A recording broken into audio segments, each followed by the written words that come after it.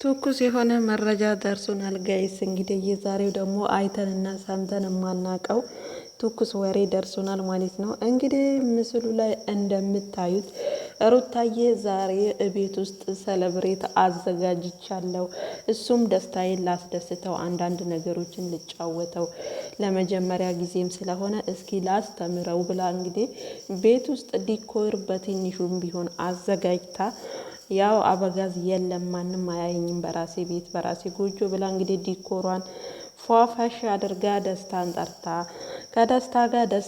ከደስታዬ ጋር ደስታዋን ሳታጣጥም ደግሞ የሩታዬ ዘበኛ የሆነው የአቶ አብርሃም ግብረ አበሮች ወይም ደግሞ የአቶ አብርሃም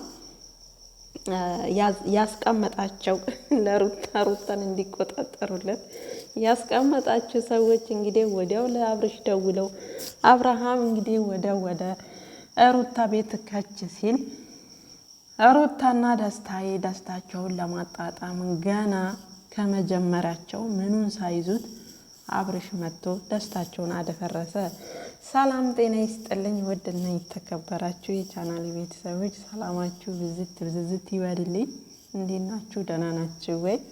ከኔ ጋር እግዚአብሔር ይመስገን ሁሉ መልካም ነው። ለዚህ ቤት አዲስ ከሆናችሁ ቻናሉን ሰብስክራይብ አድርጉ።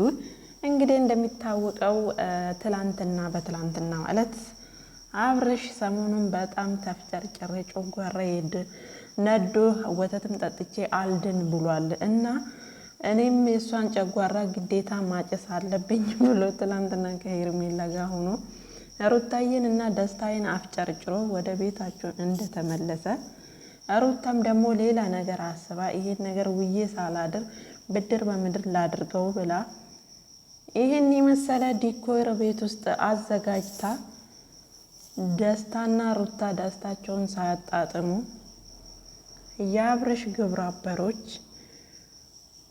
ወደ አብርሽ ደወሉና እንዲሁም ደግሞ የሩታ ጠላት የሆነው በዚህን ሰዓት ዘበኛቸው ነው ጋይስ፣ ጠበቃቸው ማለት ነው።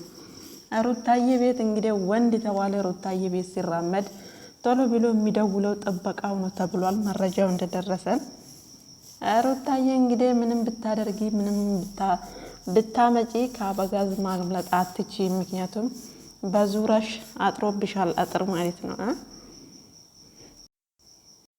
ይሄኛው ደግሞ እንግዲህ ጥበቃ ወደ አብርሽ ደውሎ አብርሽ ወደ ሩታ ቤት ሲመጣ የአብርሽ ቦዲ ጋርድ የሆነው ለመጀመሪያ ጊዜ የሩታን ቤት የረገጠው ሩታ ላይ እየዛተና የማይሆን ቃላቶችን እየተጠቀመ ሩታን እየሰደበ እና እያንቋሸሸ ሲገኝ እናየዋለን በሩታ ቤት።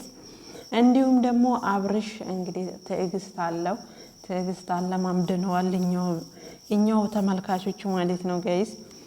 በትዕግስቱን ተጠቅሞ ቀስ ብሎ ነገሮችን ቆም ብሎ አስቦ ከዛ ደግሞ ሾጥ ሲያደርገው ደግሞ ሄዶ ህፃኑን ከተኛበት ላጥ አድርጎ ና እሰርልኝ እኔ ልጄን ወስጄ ለሄርሜላ ሰጣለሁ፣ ሄርሜላ ታሳድግልኛለች፣ ምንም ማላስብለት እናት ከእናትም በላይ ሆና የምታሳድግ ሚስት አለችኝ፣ ሁለተኛ ሚስቴ እሷ ጋር ልውሰድ እያለ እንግዲህ ልጁን ባንዴት ጥልጥል አድርጎ ይዞት ሲወጣ የአብርሽ ጋርድ የሆነው የአብርሽ ጓደኛ ተብዬው ግለሰብ ደግሞ እንደዚህማ አይሆንም ልጁን ይዘህ መሄድ የለበትም እያሉ እርስ በራሳቸው ይከላከላሉ። ይህ ማለት እንግዲህ ይሄ ልጅ አንተ እንዴት ዛሬ ቤት ረግጠህ እኔን መሳደብና እኔን እንደዚህ ከፍ ዝቅ አድርገህ መናገር ትችላለህ እያለችው ነው ሩታ።